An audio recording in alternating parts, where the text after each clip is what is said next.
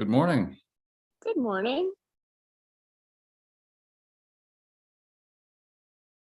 How are things down that way? Things are good. I'm in Huntsville this weekend. Hey, Tony. Hey, look who's back. How's it going? It's going. It's good to see you. It's good to be seen. Seen and not viewed.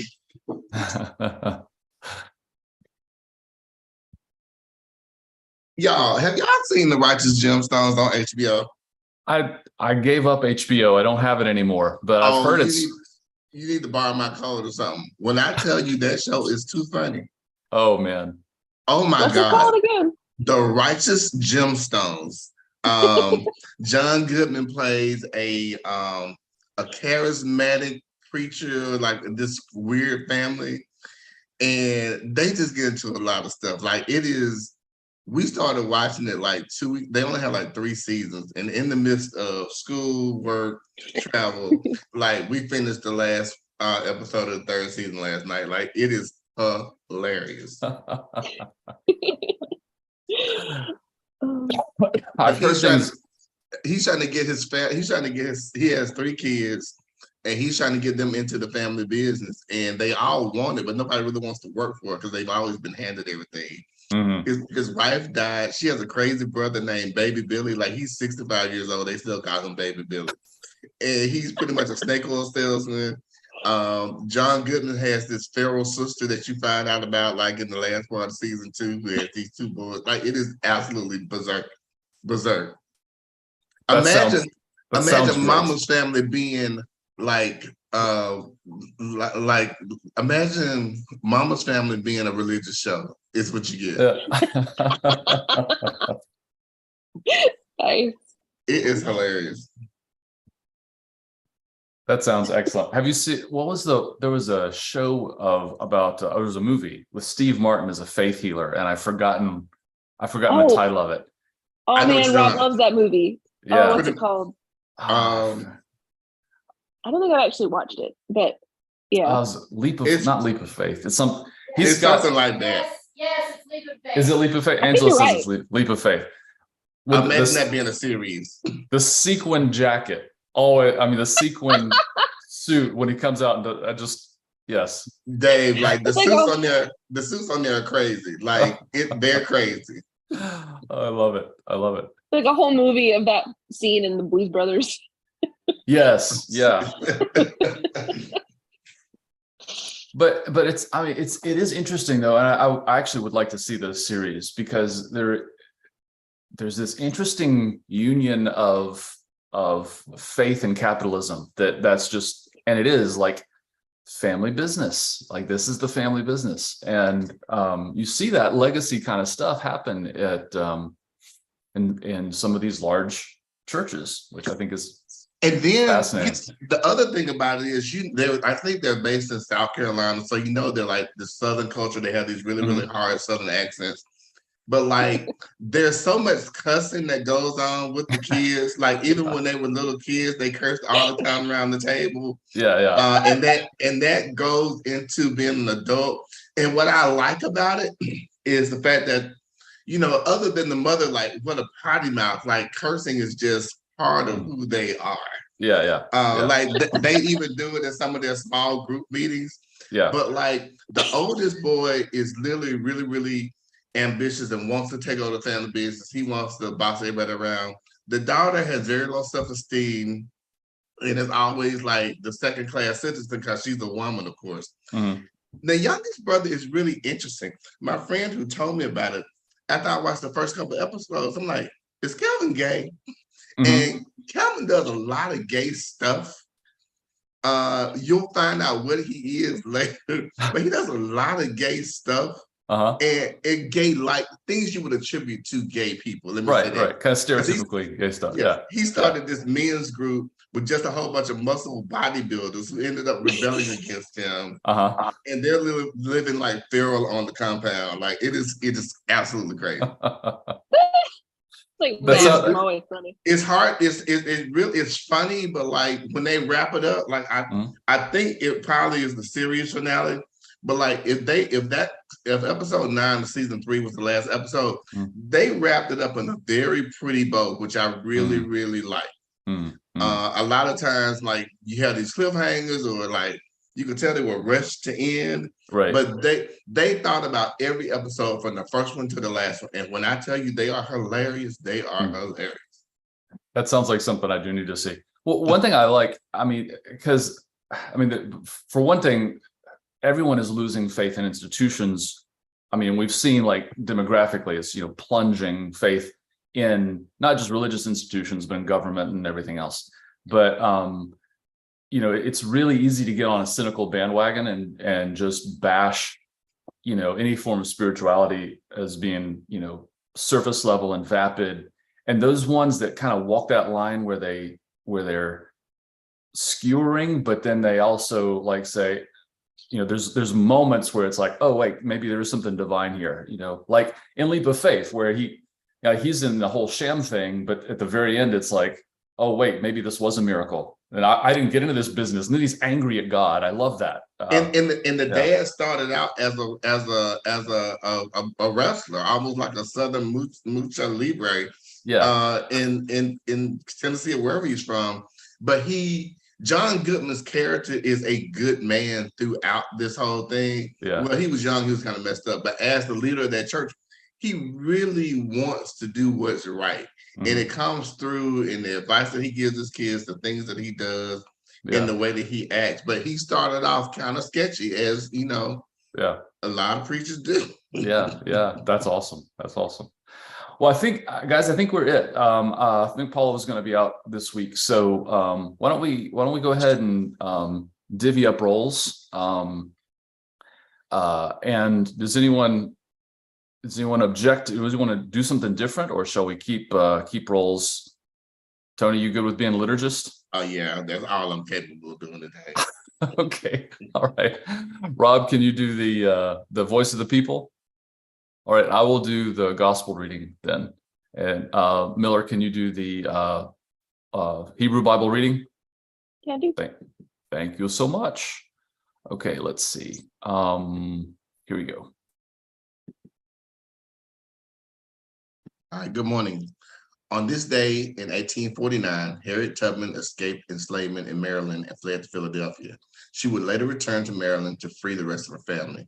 And in 1978, Israel and Egypt signed the Camp David Accords, establishing a framework to pursue peace in the Middle East. Greetings. The Lord be with you. And also with you. Hear these words of invitation. The hospitality of God knows no bounds. The love of God is immeasurable. The generosity of God is beyond our wildest dreams. We gather today as invited ones, as beloved ones, as blessed ones. Draw near and let us break the bread of life. Today, our responsive reading comes from Psalms 114, Common English Version. When Israel came out of Egypt, when the house of Jacob came out from a people who spoke a different language. Judah was God's sanctuary. Israel was God's territory.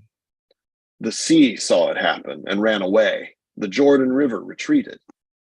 The mountains leaped away like rams, and the hills leaped away like lambs. Sea, why did you run away? Jordan, why did you retreat? Mountains, why did you leap away like rams? Hills, why did you leap away like lambs? Earth, tremble before the Lord. Tremble before the God of Jacob. The one who turned that rock into a pool of water, that flintstone into a spring of water.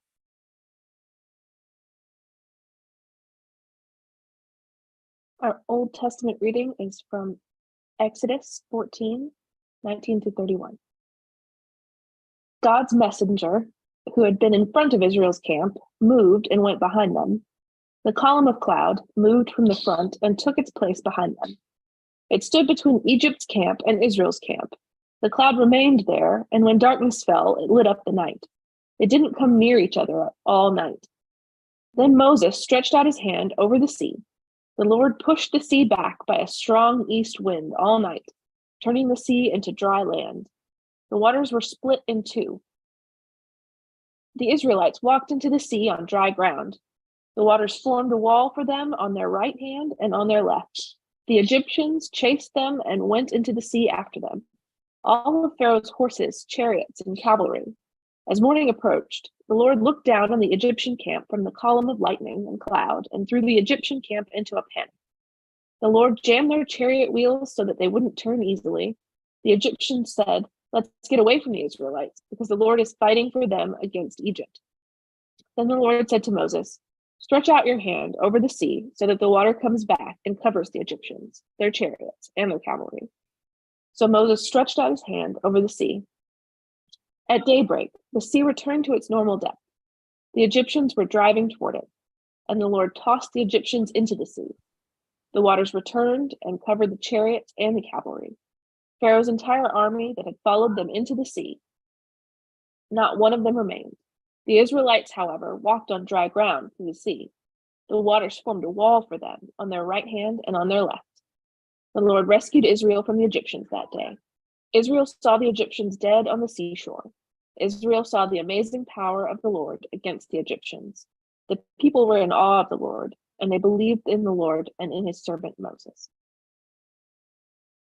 Our gospel reading comes from Matthew 18:21-35. Then Peter said to Jesus, "Lord, how many times should I forgive my brother or sister who sins against me? Should I forgive as many as 7 times?" Jesus said, "Not just 7 times, but rather as many as 77 times. Therefore, the kingdom of heaven is like a king who wanted to settle accounts with his servants. When he began to settle accounts, they brought to him a servant who owed him 10,000 bags of gold. Because the servant didn't have enough to pay it back, the master ordered that he should be sold along with his wife and children and everything he had, and that the proceeds should be used as payment. But the servant fell down, kneeled before him, and said, 'Please be patient with me, and I'll pay you back.' The master had compassion on that servant, released him, and forgave the loan. When that servant went out, he found one of his fellow servants who owed him 100 coins. He grabbed him around the throat and said, 'Pay me back what you owe.' Then his fellow servant fell down and begged him, 'Be patient with me, and I'll pay you back.' But he refused. Instead, he threw him into prison until he paid back his debt. When his fellow servants saw what happened, they were deeply offended. They came and told their master all that happened. His master called the first servant and said, 'You wicked servant, I forgave you all that debt because you appealed to me. Shouldn't you also have mercy on your fellow servant, just as I had mercy on you?' His master was furious and handed him over to the guard responsible for punishing prisoners until he had paid the whole debt. My heavenly Father will also do the same to you if you don't forgive your brother or sister from your heart." May God bless the hearing of this word. Thanks be to God. Today's reflection from Martin Luther King Jr. Some wise sayings on forgiveness. Resentment is like drinking poison and then hoping it kills your enemy. Nelson Mandela. I wonder if that was how forgiveness budded, not with fanfare of epiphany, but with pain gathering its things, packing up and slipping away unannounced in the middle of the night. Khalid Hassani, the kite runner. And last, forgiveness is not an occasional act, it is a constant attitude. Martin Luther King Jr. So thank you all for getting us started in worship today. And thanks to those of you who are joining us in worship. We're going to go into a time of prayer. For those of you who are watching on Facebook or YouTube, if you're streaming, if you would like to lift up a prayer request, just put it in the comments. Also, if you would like, or just leave a comment of where you're watching from, that gives us a way to count your presence with us today. Thanks for being here. And if you're on Zoom, of course, you can, if you would like to lift up a prayer request, just put it in the chat. Let's go to God in prayer. Gracious God, we come to you with a knowledge of our own forgiveness. We are conscious of all the ways that we fail. We are mindful of the ways that we want to improve, and our failures are always before us. Even when we are going along and nothing else is bothering us, our memories dredge up past things that we've done, and we feel guilt as fresh as the time that we did it. But we know, God, that you are someone who does not keep a record of wrongs. Although oftentimes we think about the world as a spreadsheet where wrongs are cataloged and we list them and they have to be paid in full, you are someone who doesn't keep that kind of record. For you, every moment is a new creation. Every moment is a new opportunity to begin again. And so for those who are overwhelmed with guilt today, we pray especially that you will free them from the prison of their own making, that you will lead us into a place of liberation where we have the option to choose different behaviors, to be different people. Thank you, God, for making us new. We lift up to you the world in all its hurts, aware of the way that hurt people and the way that pain replicates itself when we think that we're just balancing the scales. We ask that you will lead us to a different place, a place of justice and restoration, a place where all of creation is freed to be what you made it to be. And we lift up to you those people and situations who are close to us, and I invite those of you who are listening to share. Oh, I didn't say before, I guess I'll keep an eye on YouTube if one of you would keep I an eye got on Facebook. Thank you, sir. Prayers for Kelly. Lord, hear our prayer. For Camille's Aunt Bina, Lord, hear our prayer. and healing prayers for Asa Wright, Lord, hear our prayer. for the family and friends of Sue Crook, Lord, hear our prayer.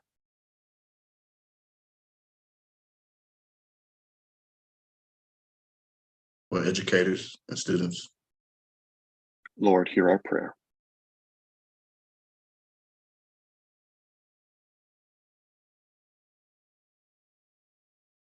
for Frank Young, Lord, hear our prayer.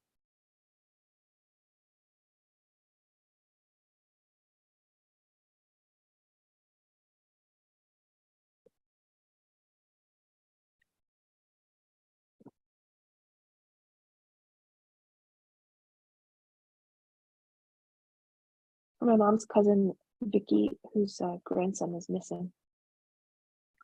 Lord, hear our prayer.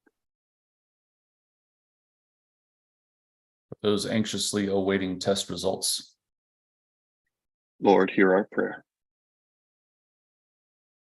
For those who are affected by extreme weather events worldwide. Lord, hear our prayer. For my Aunt Shirley and my mother-in-law who are dealing with cancer. Lord, hear our prayer.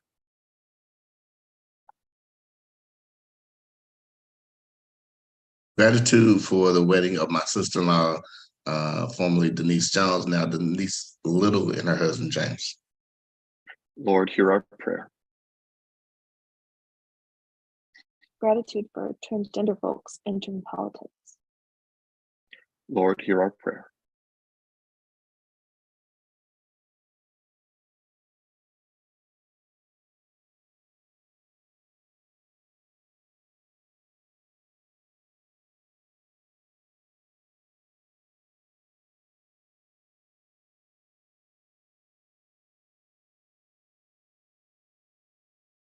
Gracious God, for all those that we've named and those who are unnamed, and for the prayers we don't know how to put into words, we give you thanks that you hear the prayer of our hearts.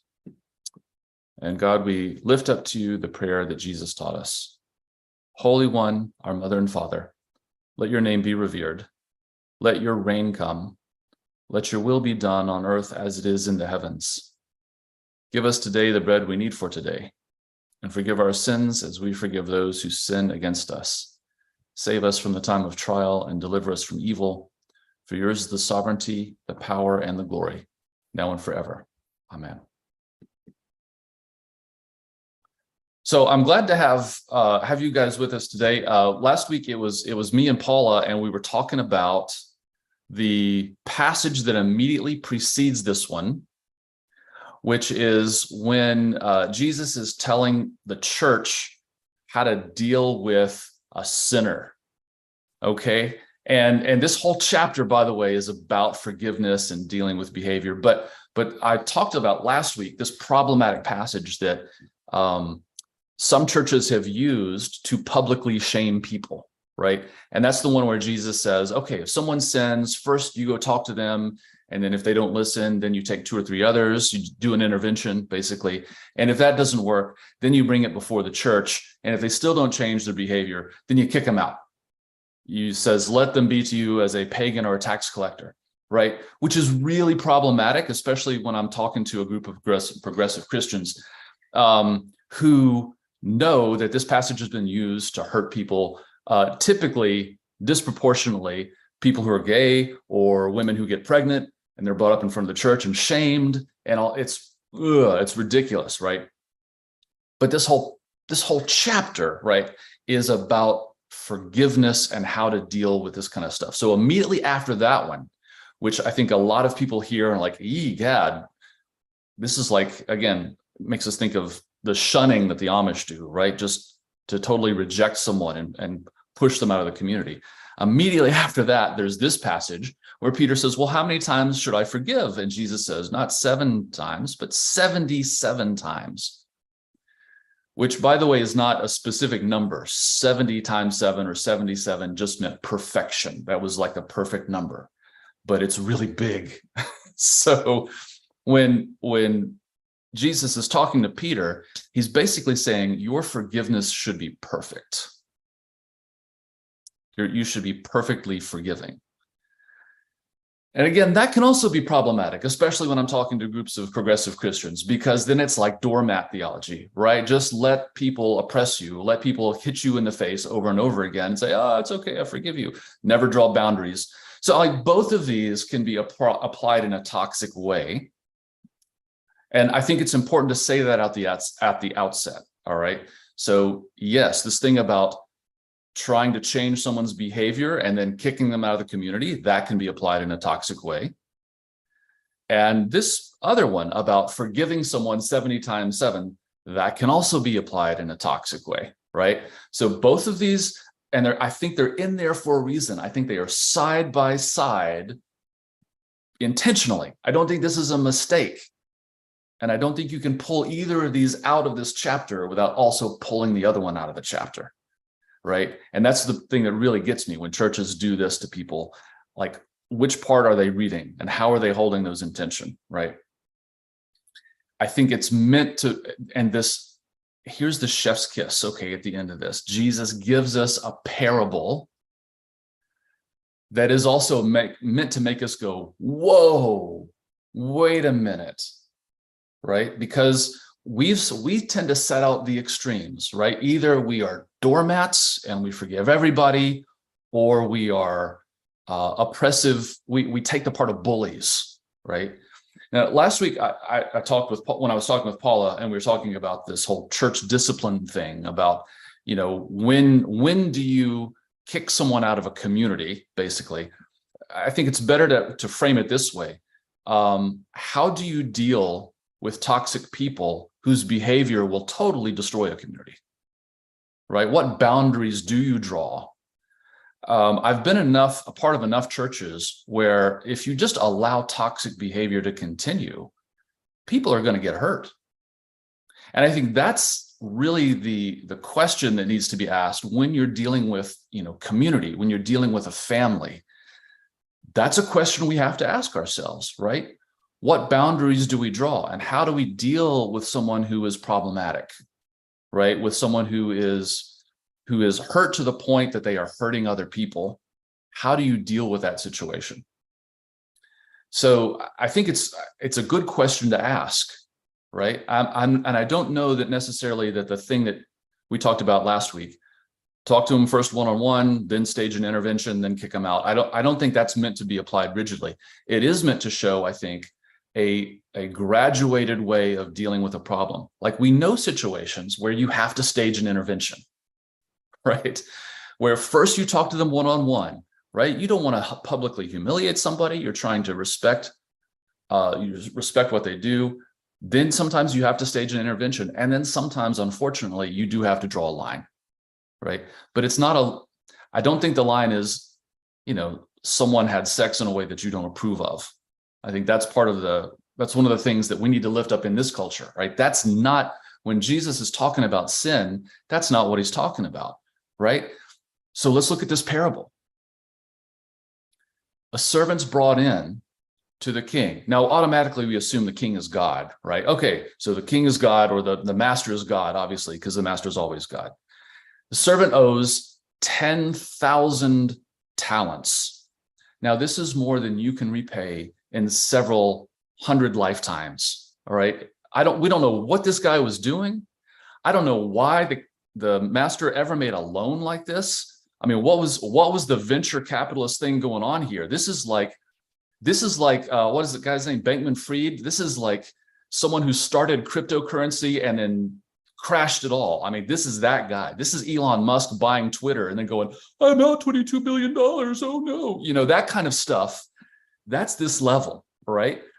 So when we're thinking about this servant, all the people listening knew how much money that was. They were like, he gave him a $22 billion loan? What?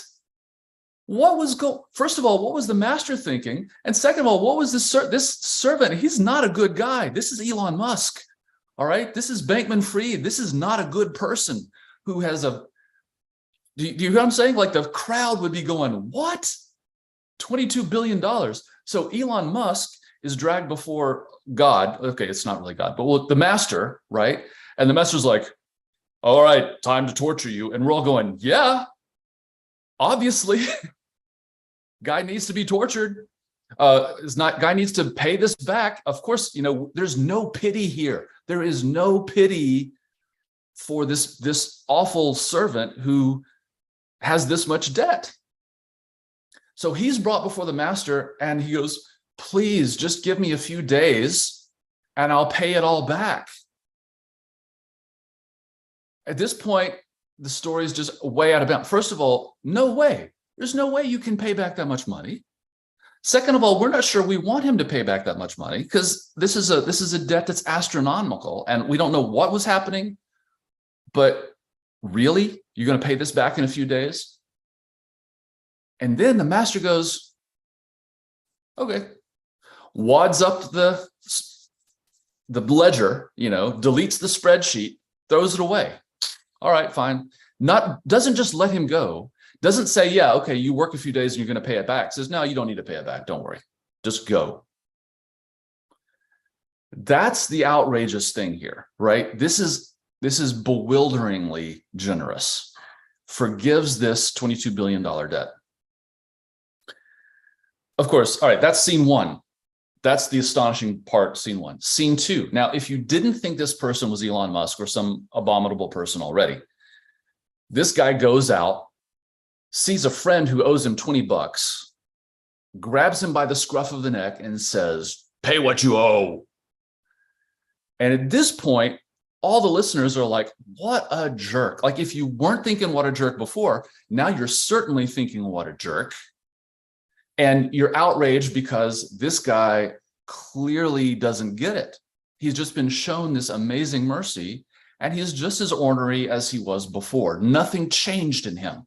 This was not a story. This was not an epiphany. He didn't suddenly go like, oh, I'm so grateful, and now I'm going to go out and give all my money away and celebrate living like, a bum and among the daisies and consider the lilies. I mean, he didn't suddenly become a free spirit generous, right? He went out and is the same jerk that he was before. After being forgiven all that, he was just as much a jerk as he was before the forgiveness. And we're all thinking this should have changed him, but it didn't. Right? So so I want you to understand this. We are drawn into this story if we're the listeners, and we're going, what a jerk. We suddenly now have a role in the story, because then he says all the servant's friends couldn't believe it. They were as astonished as you are right now. And they go to the master and they say, would you get a load of what this guy did? And they tell the master that this servant did not spend his forgiveness well, right? He did something wrong, and we all recognize it. He was a jerk before, he's still a jerk. Oh, can you believe what this guy did? And probably what they're doing is they're coming to the master saying, would you please tell him he's got to forgive his debts now? Right? That's what we want to see happen. We want to see forgiveness happen. We want to see the jerk have a change of heart, don't we? We want to see him realize, oh, I've been a bad person. I need to change my ways and do something different. That's what we want to see happen. So we go to the king or the master and we say, look at what this guy did. And the master then does something completely wrong. Basically, he becomes just as big a jerk as Elon Musk does. I'm sorry to be picking on Elon, but he needs to be picked on. The king says, let's be honest. So the king comes back and he pulls the ledger out of the wastebasket, flattens it out, and he reinstitutes the debt. He uncancels the debt. He goes back on a promise.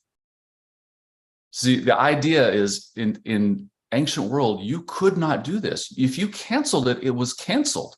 You don't get to do take backs. This is not the way it works. You don't get to do take backs. After the master forgives the debt, if the master unforgives it, his word is no good anymore. Right? So the master uncanceling the debt and then saying, okay, fine, take this guy and put him back in prison. And look, he never forgives the other guy. He never forgives the guy that owes $20. That debt is still present. It's still hanging over this whole story. Okay, which brings us to the last line. And I want to say either Jesus means this ironically and says it, or Matthew doesn't get the parable. And I'm not sure which it is, because I think either Matthew adds this line and Jesus didn't say it, because if Jesus said it, then Jesus is a dummy, unless he means it ironically. There's no two ways about this, guys. This is not this story. If you're saying, oh, this shows that there is a hell and God's going to torture you unless God's a jerk, unless God goes back on God's word and cancels what God has said, this is not how it works. Unless God's going to do the same thing to you, unless you do it, unless you don't forgive your enemy from your heart. No, this is a story about what happens if we don't have forgiveness present in the world, right? Somewhere there were multiple points at which anyone could have intervened and interrupted the scenario, right? So we started off with this big forgiveness, right? So the guy should have gone out and forgiven his neighbor. It could have ended there. When he grabbed his neighbor, we, the bystanders, could have asked for forgiveness. We could have intervened. We could have intervened at that point, and we could have gone to him and say, you should have forgiven this guy. Or if they didn't listen to that person, we could have brought two people and we could have said, you really need to forgive this guy. Do you see how this works? These two stories do not work without each other. We could have gone to the unforgiving servant and said, you need to forgive this guy. You don't understand how much you've been forgiven. And then if he didn't listen, 2 or 3 of us could have gone and we could have staged an intervention. And if we didn't stage an intervention, then that's the point at which we'd have said, look, you can't be part of this community that's based on forgiveness unless you forgive your brother. Do you see how this completely changes the story that we just heard about how the church is supposed to act about sin? Sin is not having an orgasm in an inappropriate way. Do you understand this? Sin is a failure to extend the grace to the world that God has extended to you. This is what Jesus is saying with this story. How many times should I forgive my brother? This is about what someone is doing to you or what you see someone doing to somebody else. This is about how we behave as a community toward each other. With forgiveness and encouraging forgiveness, that's the kind of community that Jesus wants to create, right? This is what Jesus is after in this whole passage. It blows my mind, right? That we could read Jesus unironically in this parable. And do you see how then it works backwards? To read this idea that the presence of hell means that I have to go inflict hell on other people to keep them out of hell is the logic that has destroyed Christianity in this country. It works the opposite way. You almost have to start reading here and work your way backwards to understand what's going on. This whole passage is about forgiveness. Now, look, I know, so I've talked too much. I'm going to give you all a chance to talk, but here's the thing that really gets me, right? We so often are like, how much do I forgive? Right? How do I keep from being a doormat? That's the question we're asking. That's the question Peter asks. Right? And we're like, we're thinking either we're bullies and we're kicking people out of church, or we're doormats and we forgive all the time and we get run over. And I think what Jesus is trying to do is correct that. It's all contextual. It all depends. It's all about maintaining relationships, right? It's not about squaring the ledger. You did this to me, so I'm going to do this to you. This isn't about cancel culture. This isn't about, we need to kick this person out and get rid of them. This is about how do we grow relationships and develop as a community. It's not about who do we kick out and how many times do I forgive? Those are the wrong questions. Okay, I'll shut up, let you guys talk. I'd love to hear your input. So I'm so glad. I think it's awesome that we're talking about parables today, because I feel like I've been studying, for this conversation. So we have, I've been reading this, I'm almost finished with Amy Jill Levine's book about, called Short Stories by Jesus. That is a great, I love AJ Levine's book on this. Yeah. And the cool thing is that I think the one thing that I've been picking up is that basically every parable is about money. Yeah, almost all of them. Yeah. All the parables, if they mention money, it's about the money, because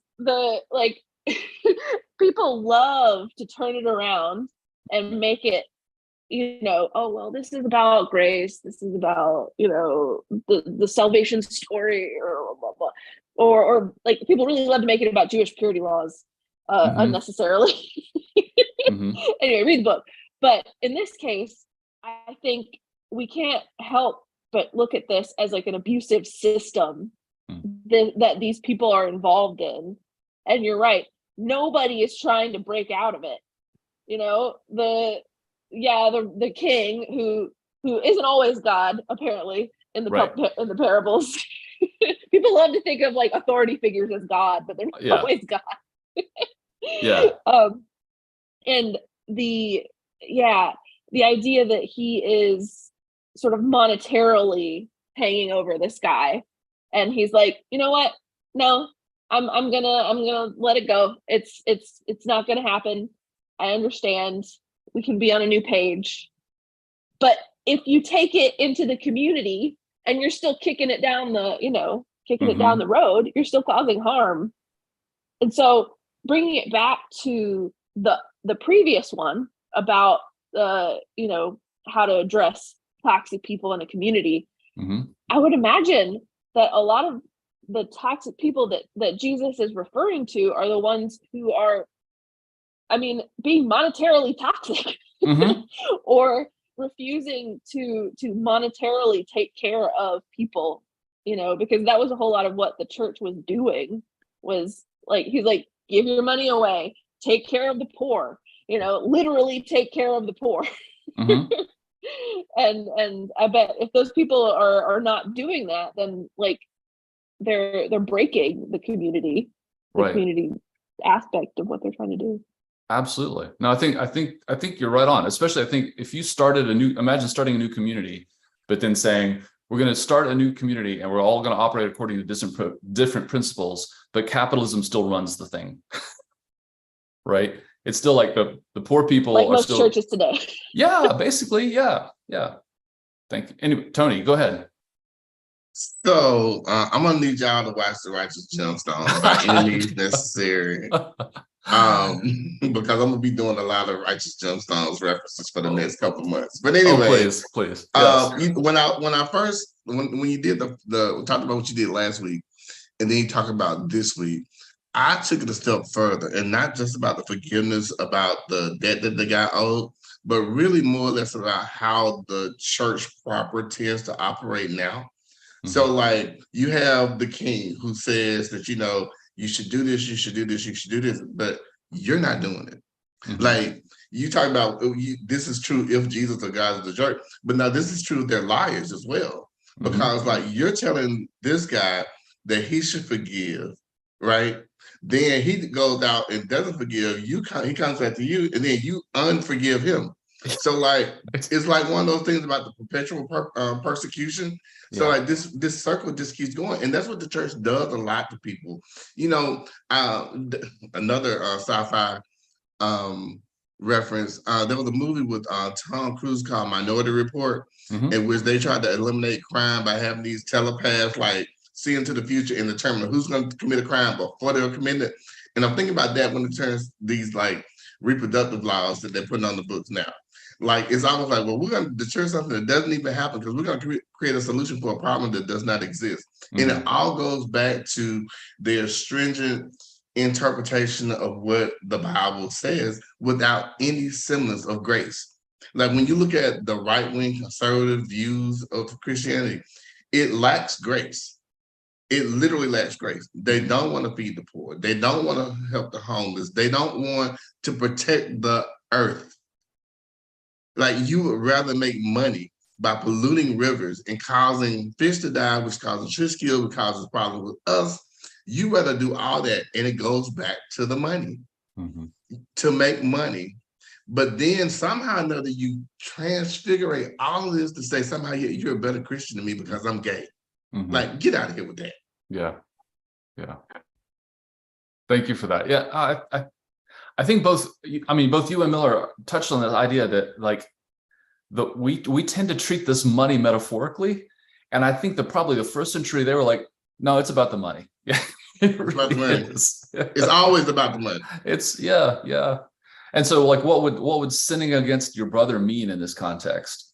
Right? It would be, maybe you're borrowing without an intent to return, or maybe you're holding something over their heads. Maybe they've, that would be sinful, right? But that think about this though. If I'm borrowing money, I need it.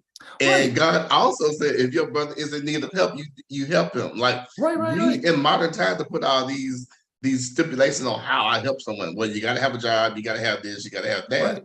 And like even the 7 perfection number, all he had to do was wait 7 more years, and those debts would have been forgiven. So right. That's right. That's true. 70. I hadn't even made that connection, Tony, but you're right. 70 times 7 was the year of Jubilee. Or not 7, no, it was 5, whatever. The year of Jubilee was a certain number of time passes. Every 7 years. So we reset the counter, right? That's a good point. Yeah, go ahead, Rob. Oh man, so much. Okay. So yeah, to pick up on what Miller was saying from the book Short Stories by Jesus, like it, there was another one that they were reading that jumped out at them and that I really liked, where it was sort of talking about the community grace project as a group project, like in middle school, right? Because it was talking about the 2 folks at the temple, right? The guy, oh, I'm a sinner, and then thank you that I'm not like that sinner over there, right?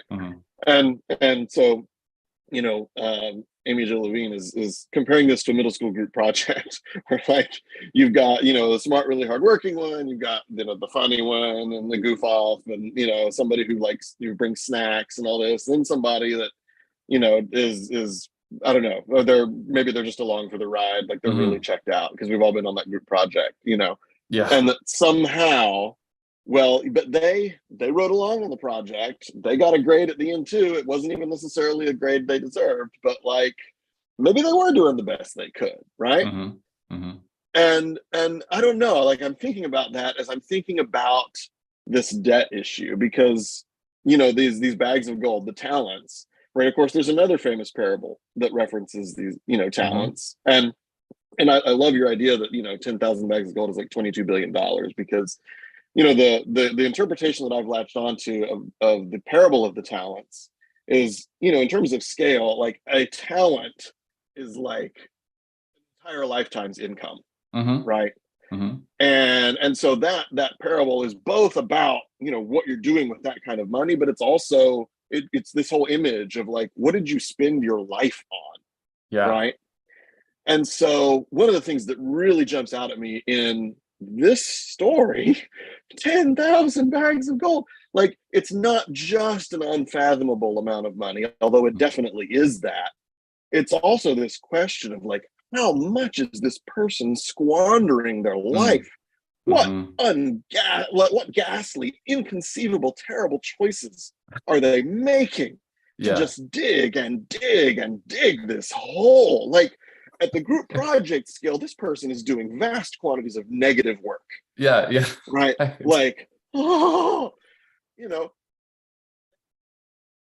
is something really delicious about the image of the master pulling the ledger back out of the garbage can and smoothing it out, and like the bait and switch of like, you piece of, like, oh, I'm gonna get you. Like, I mean, it's the comeuppance is delicious, but there's also the matter of just like, that is not who you want the master to be, right? Which I think is the point you're making. Like, if we're going to live differently and escape this system, then we have to try really, really hard to be forgiving of debts and forgiving of grievances. And at the same time, there has to be accountability, that to be part of the community, you have to be doing those things, or it's not going to work. You can't be the guy who's pulling the ledger out any more than you can be the guy who is beating somebody up over $20, because those are kind of the same thing.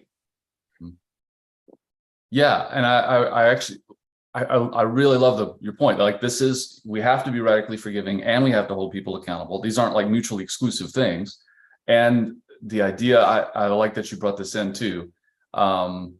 It's partially our idea of God that determines our behavior. I mean, you've heard me, I've said this before, like, if your God is an asshole, you're going to act like an asshole. That's just, that's basically, if God is a vindictive SOB who sends people to hell capriciously, then, what do you expect Christians to act like, right? That's kind of the idea here. But absolutely, I think what Jesus is doing is saying, look, this community has to look way different than the way our system typically operates. Yeah. Tony, go ahead. And I mean, I'm sorry.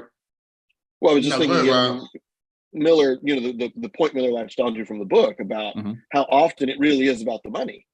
Yeah. Like, sinner, like you said, sinner is not what right-wing Christians claim it is. Like, sinner is basically people who are hoarding ill-gotten gains and not caring about other people. Yes. People have checked out from the community. Tax collectors. In a sense, yeah. I mean, you basically you have more. It's like you have morally, ethically seceded from the community that you are superficially claiming to be part of. You're not doing the things that make you part of the community.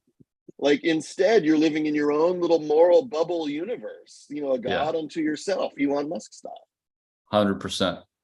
So what a great segue, Rob, because I was thinking about the auto workers strike, and like literally the GM CEO makes almost $30 million a year. What are you going to do with $30 million in a lifetime, much less $30 million a freaking year? Yeah. A year. Like, literally, she could probably forego her salary for a year and nothing happens to her. No. But if you were to give GM has about 13,000 workers. If you gave all of those people a $2,000 raise for a year, which would be, it's still not even half her freaking salary. No, absolutely. And so, like, when you talk about people who have checked out, like, who really, really checked out, for me, I think that is a sin. I think that if hell exists, she's going to bust the gates of hell wide open with gasoline draws on because that is the ultimate sin for me. Like, if hell exists, she's the one who's going. And she's going on the express boat, because that is just wrong on so many. $30 million a year. What's not a year? Yeah. A year. I won't make $30 million in my whole lifetime. Why does anybody need to make $30 million a year? What are you doing? Yeah. Right. You could have 10 people be the CEO committee a year, just draft them from the company, pay them all $3 million, and then hand them a gold watch, and they're done. It's like winning the lottery. Like, sure, be part of the 10-person committee on CEO for a year, and they all take turns. So they'll be winning the lottery left and right. Like, it's an obscene amount of money. That is the sin of for me though. That is the sin of capitalism. Like really, it's perverse. I mean, it's perverse in so many ways. When we think about people who are barely have enough money to feed their families, we think about what they have done to the educational system. We think about what they've done to mental health facilities, like $30 million. And she's just one of them. She's just one of them. The one floor of CEO many makes, CEOs makes $21 million a year. A year? Like, I'm still trying to and then process throw in that. the stock stuff that's worth hundreds of millions. I'm just about the basics. Like, when you really get into the, if you really like got into what the rest of their life looks like financially, it will blow your ears off. It will blow your ears off. But for me, that is the sin. Like, that is the thing that got from the Garden of Eden to Revelations. Like, this is what God is talking about. But they want to make it about something else because they want to take the heat off them and say somehow or another, you know, if we were to give the workers this much money, we go bankrupt. Well, you know what? Half your salary, sis. Like, literally, you can still have a great life if you don't die with all the toys. Yes. Well, look, we know just we don't have, poverty is manufactured, right? We don't even have to have the amount of suffering that we have just from people not having enough money and not enough food, having to make choices between healthcare. Like, it's literally intentional. Like, we are intentionally driving people in poverty under the guise of capitalism. Oh Lord, who did put this in there? That must be Teresa. I bet it's Teresa. I was gonna offer to read some comments. Whatever. Go ahead, Miller. You got your hand up. Sure. I mean, I had written a comment and then I'll read the other ones. Okay. But sorry, I'll go first. I said something about like you have to acknowledge the discomfort in yourself of being an audience member who wants to see this, you know, the little guy get what's coming to him.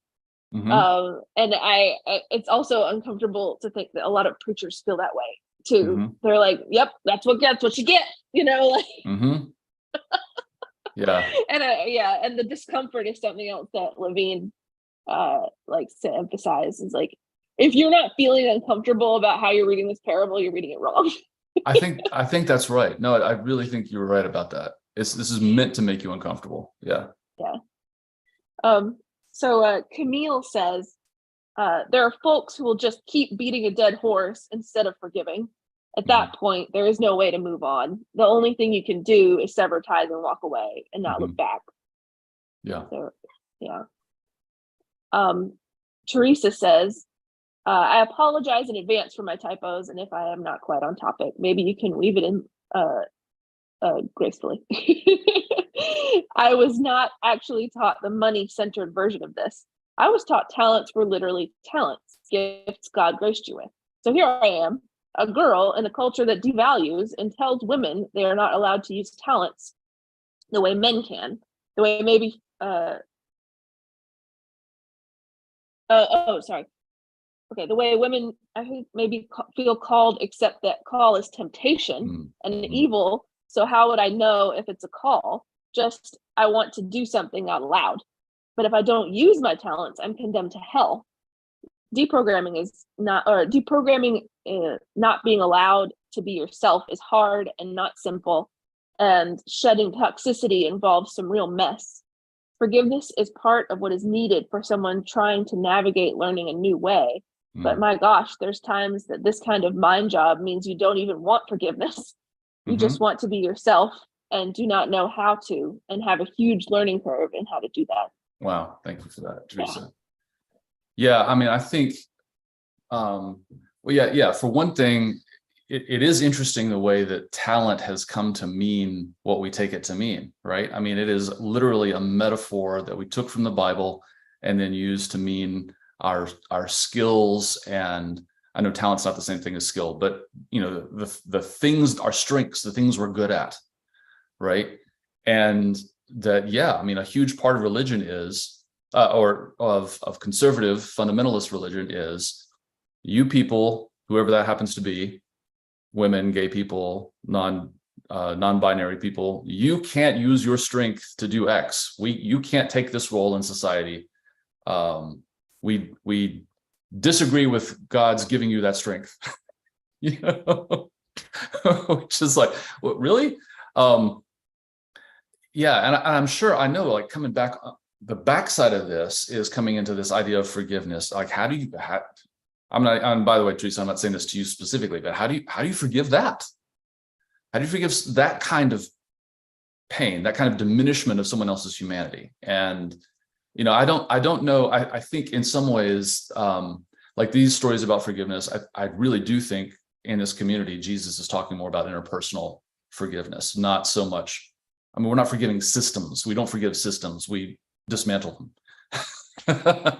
and I think that's one of the hard things. There's a guy by the name of David Dark, who's a pastor in Nashville, who does a really good job of talking about, he calls it soft robot exorcism. And it's this metaphor that's, if you imagine, like, we're all somehow conscripted into sitting at the controls of this giant robot that's hurting people. And a lot of us are not sure how to let go of the controls and escape the system, but somehow we have to exorcise that demon. I'm massacring his metaphor, but anyway, the idea is, like, it's really, yes, we don't forgive systems, we don't forgive domination and oppression, we dismantle it. But maybe we can forgive people. I don't know. Anyway, that's a tough really thing. Yeah. Go ahead, Tony. You know, we should dismantle systems, but like, when the systems are working for us, we tend to give them a little bit of the forgiveness we should be giving to our fellow man. Yeah. I remember reading, you actually told me about this book. It's the book called Why the Black Kids Sitting Together in the Cafeteria. I forgot who wrote it, but it's about race and ethnicity, and how, you know, there are a lot of people who don't look like me who are uncomfortable when we say you're doing things that are racist, or just flat out call you a racist.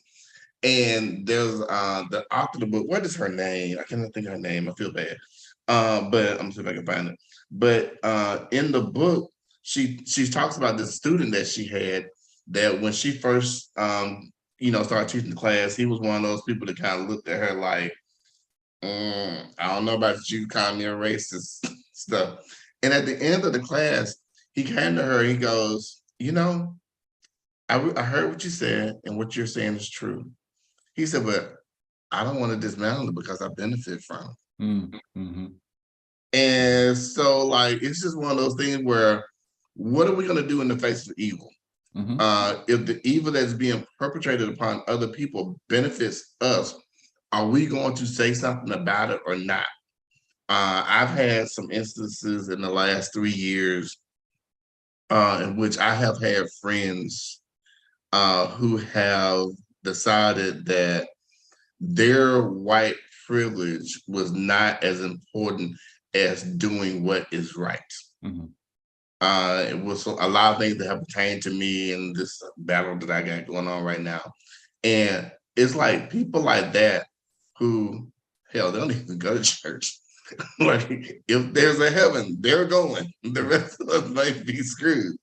But like, it's people like that who, like, even when they don't acknowledge or even adhere to biblical principles, there's a moral code that they follow that is based on what we should be doing as Christians. Mm-hmm. But like that, when you see stuff like that happen, you have to say something about it. You have to do something. So like, where are you standing when all this goes down is more important than, can I get a benefit from the oppression of other people? Right. Yeah, absolutely. And I think that's a place, Tony, where the thing that Jesus said previously, and that the part we didn't read today really applies. Like, if you see someone doing something, go to them one-on-one first before you publicly humiliate them. Like, okay, because I know, like, I say stupid things. I think and say racist things because I've grown up in a racist culture. One of my favorite stories, and I know I've shared this before, but I remember Leo and I were cycling, and I said to him something about, I said, shift into the granny gear. And he said, well, why do they call it the granny gear? And I said, well, because it's the easy gear that lets you get up a hill. He said, well, Dad, that's ageist. and I was like, what? And he said, that's ageist. He said, Pop, my dad, is the best cyclist we know. He competes in the Senior Olympics. He's a better cyclist than either of us. And he didn't also say it's also sexist because, it's not called a grandpa gear, Right. Anyway, right. but, it's just, that's how I've been raised. Not raised, but this is the culture we live in. So we don't critically, but one-on-one, right? If it's not systemically awful, approach it one-on-one, then 2 or 3, and then maybe we say something publicly, right? And I think that is a much better example, right, of correction than like, oh, this person got pregnant, so we need to kick them out of the church. Anyway, one more thing. Miller put is Why Are All the Black Kids Sitting Together in the Cafeteria by Beverly Daniel Tatum. It is a great book. Beverly Tatum. Thank you that's a great book. Yeah. Go ahead, Rob. Well, I just wanted to, I was thinking here again about, we hadn't really, I think, focused on another point you made, although you returned to it just now, which is the role of the community in accountability, right? Mm-hmm. That, like, in the story, his peers could have said, what are you doing? Yeah. Get him out of jail, right? Look what you were forgiven. And they didn't. Instead, they sort of, honestly, you wonder, well, what grievances are they nursing, right? Because they sort of relish that prospect of, like, maybe the master will pull that ledger back out again. Maybe they're scandalized about what this guy has been forgiven, right? So, I mean, that's another dimension in my mind of the importance of accountability here, where we're like, and the funny thing is, I think it highlights that there's a mindset, the conservative mindset, if we're honest, where accountability is a synonym for punishment. And maybe they saw this happen and they were outraged and they wanted the guy to be punished. Like, that'll show him, right? But that's not how the new system can function, right? And so, I mean, the accountability that we're talking about is reminding each other where the bar is and what the community needs to be healthy, right? Yeah. And so breaking that connection, that instinctive connection with punishment and the desire to see people punished, I think is a big part of the challenge that we face. Oh, that's so, I really appreciate that. I think that's so good, Rob. Yeah, I mean, I think, most of us on our good days, we want to be held accountable. Like, I mean, like, knowing, again, I just use myself as an example, but if I say something racist or I do something racist, I'd rather Tony tell me, right? Or if I say something that is discriminatory against non-binary people, I'd rather Miller say something to me, right? Than for me to keep doing it and make an ass of myself, or because I want to be held to a higher standard. Part of that is I need accountability, and this is recognition for all of us, regardless of of who we are. We want someone to help us be a better person, right? If I'm nursing a grievance, I hope someone comes to me and says, maybe for your own good, you need to let this go. I know we're getting close to 11 o'clock, but look, I gotta say this. I really think that we have become a society in which we don't want to be held accountable. I know people who will say, well, I just don't, I don't think I'm racist because, I don't use the N-word, but then you enact policies that are racist and then do things that causes harm against Black people and other minorities, which means you're a lot of other things. And when those things are brought up to them, because it doesn't fit, but they've determined what that particular ism is, somehow or another is retaliatory. Now, wait a minute, I don't like you no more because you said I did something racist. Yeah, you did. And this is how you fix it. But if you want to continue to be racist, then go right on. But just because you don't do what you thought was like, white people can't decide, y'all can't sell me what something is racist to me. And I love y'all because y'all know that. You know, you don't get to define what racism is. Right. You know, I don't get to decide what gender nonconforming bias is. You know, that's Miller's job. You know, and so like, and even with Leo, you don't get to define what ageism is. You know, so you know, when people call you out, the mature thing to do, the intellectually mature thing to do, is accept the critique and fix yourself. Yeah. Thanks for that. Yeah, Rob? Tony, you're making me think about the SNL sketch. It was Black Jeopardy, where Tom Hanks was Doug, the MAGA hat guy. And like through the course of the show, they find they have things in common. Maybe they understand each other better than they expected. But then we get to Final Jeopardy and the category is lives that matter. And I was like, oh, I've got a lot to say about this. Like, oh, no, yeah, no, we had fun, but it's over now. It's over now. Oh, it's so good. We got some good comments. Would someone mind reading some of the comments in the chat? See, where did we get back to? Okay. Camille says, to say that capitalistic greed is bad would completely undermine the prosperity gospel. Oh yeah. Yeah.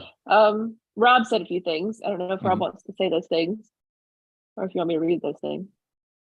Well, yeah, you know, Camille made the observation about folks beating a dead horse and how it can be hard to move on, right? And so I just thought it was worth pointing out that, like, just like we talk about a community holding people accountable, you know, there's a mirror image of that where you just refuse to be part of someone else's self-centered bubble universe. Yeah. That could be the same thing, right? That I'm not going to be part of your universe of grievance and you know, maligning me or whatever. And then, you know, Teresa's story and about the difficulty deprogramming and being, you know, like growing up a girl in a culture that devalued women. So I mean, I have a friend who internalized a message growing up in conservative religion where, you know, this little light of mine, I'm going to let it shine. I remember that person telling me that for them as a girl, all they could picture for that meaning was that they were going to be quiet and meek and obedient and kind of sit on their hands. And that's what it meant for them as a girl. And, you know, so I feel you, Teresa. And if anybody else internalized that message, I definitely want them to hear that is not what letting your light shine means. Letting your light shine can mean, you know, busting some systems up and standing up for people who need to be stood up for. One of the things I think, you know, I did a extended study with some other pastor friends. This was 10 years ago, where we were talking about authentic community. And my friend Bill Gandy, who has since passed away, who I always admired because he could ask really good questions. Like, I mean, he would ask a question that would just slice through and get to the heart of something. And I was always, you know, or he would ask a question and I would just be blindsided. He was phenomenal at it. And I've said this before, and again, it sounds so woo-woo, but I really think it means a lot. That authentic community is a place where I can say, who am I in the midst of who we are? And so, yeah, I mean, something about letting that people feel welcome when they can be completely themselves and see how they fit within a larger community design. Because a lot of us feel like we don't fit, right? And one of my fears, I realize I'm going off on a tangent, so I'll bring it back here in a minute. But one of my fears as someone who's also doing mental health counseling is that so many people who've had this existential angst of I don't fit anywhere. Again, not saying that people aren't neurodivergent, but that they attribute it to something in me biologically. There's something ontologically in me that means I don't fit somewhere. And that means that I'm on the spectrum, or it means that I'm neurodivergent. And I think a lot of existential angst that people experience is just that there's not a community that makes them feel accepted, right? And so they find one on the internet sometimes, or you pick your chosen family, right? And I really think a huge part of what Jesus was doing is trying to create a situation where people could create that kind of community that did not happen in secular capitalistic culture. That somehow the idea is we have to, in order to make this kind of community work, these are kind of the things that need to go on. The accountability and the forgiveness piece and anyway. There's a lot more, guys. I really appreciate the conversation. I know we've kind of gone over 11 o'clock time. That's okay. There's nothing holy about, we don't have to beat the Baptists to lunch, which I'm grateful for. But there were a couple other comments Miller was going to read. I hate for I'm them sorry not to get read. No, please. I read my own. No, please do. Sure. Camille says a lot of times once a group comes to voice the grievances, the other person has his people backing him up too. Yeah. Mm-hmm. And Teresa says the Black kids let me sit with them when I was the new kid at school, and I was very grateful for that and didn't understand until years and years later why they were so kind to this weirdo new girl nerd. That's what we do. Yeah. Yeah. Well, and, go ahead. Oh, the last comment was conservatives are trying to protect the community from other people's full humanity. Yeah. Yeah. If someone else's full humanity is dangerous to you, then that's probably a signal. Yeah. Thank you all. Thank you all so much for such a wonderful discussion. Again, for those of you who are tuning in, this is an example of kind of what we do worship wise. So conversation is part of our worship. And so thank you for being part of that. I'm going to put the liturgy back up on the screen so we can close out. Sorry, it's split over 2 pages here. Okay. All right. I know too well that I am weak and changeable. I know the power of temptation against the strongest virtue. I have seen stars fall and foundations of my world crack. These things do not alarm me. While I hope in you, I am sheltered from all misfortune, and I'm sure that my trust shall endure, for I rely upon you to sustain this unfailing hope. Finally, I know that my confidence cannot exceed your generosity and that I shall never receive less than I have hoped from you. Amen. God is love. Nothing is wasted. All things shall be well. Go in peace. So thanks again for those of you who are tuning in on Facebook or YouTube. Glad you could join us today. We truly are representing a big swath of America today. So I'm in Huntsville, Tony's in Birmingham, Rob and Miller are in Seattle. So I mean we are coast to coast. So thank you for being part of our house church today. I'm going to stop the stream, and those of you who are on Zoom, if you'd stick around for just a minute more.